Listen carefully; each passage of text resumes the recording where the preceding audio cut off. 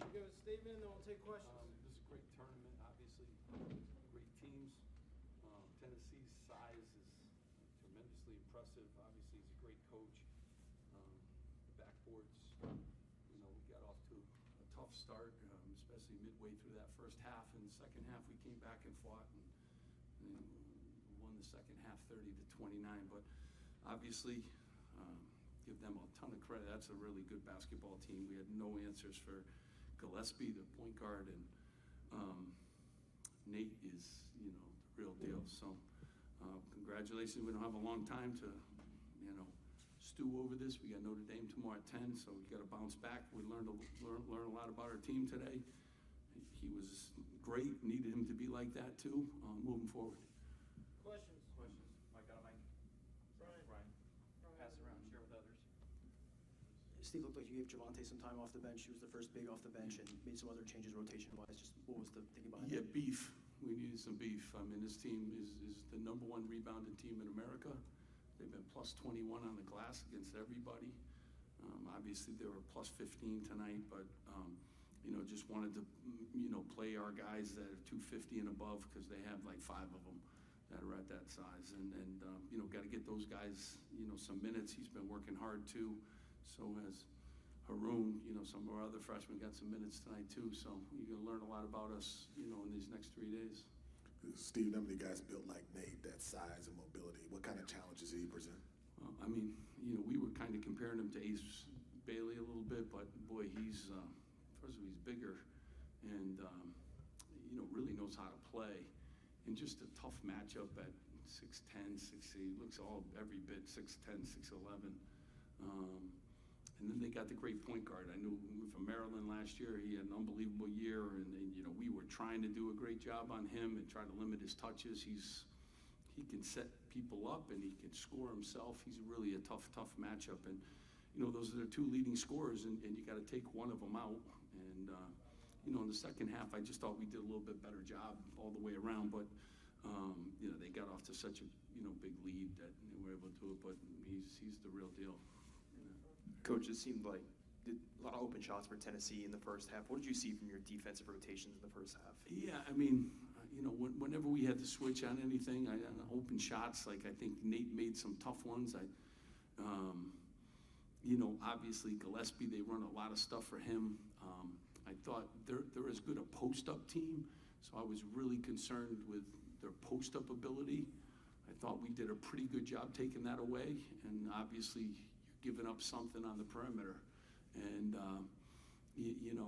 that's what kind of happened. But we spent a few days, like they're really an elite post-up team. There's not a lot of post-up teams anymore, but every one of their guys can seal you in the post and finish. And obviously their #1 offense is offensive rebounding. So if you got to do a good job on that, or post defense, where, they got some shooters too, obviously.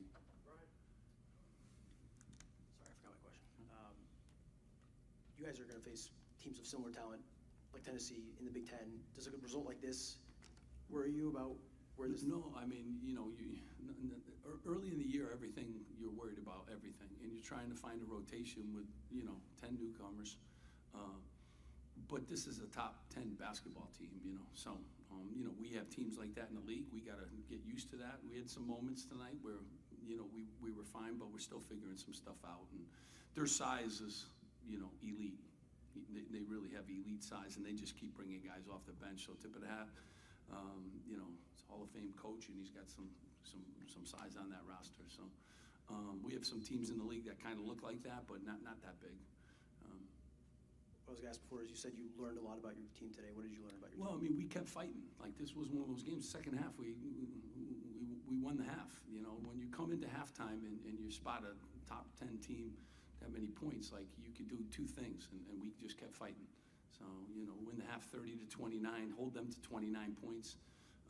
You got to take some positives. Obviously, it's a loss, and we got to turn this around tomorrow and play a really good Notre Dame team, who's one of the better offensive rebound teams, too, in the country. So, different challenge Notre Dame will be, but, a challenge, big challenge. Coach, you talked about the size of this Tennessee team. You guys shot 36% from the field. Did you see anything specifically that they did defensively that kind of held you guys in check?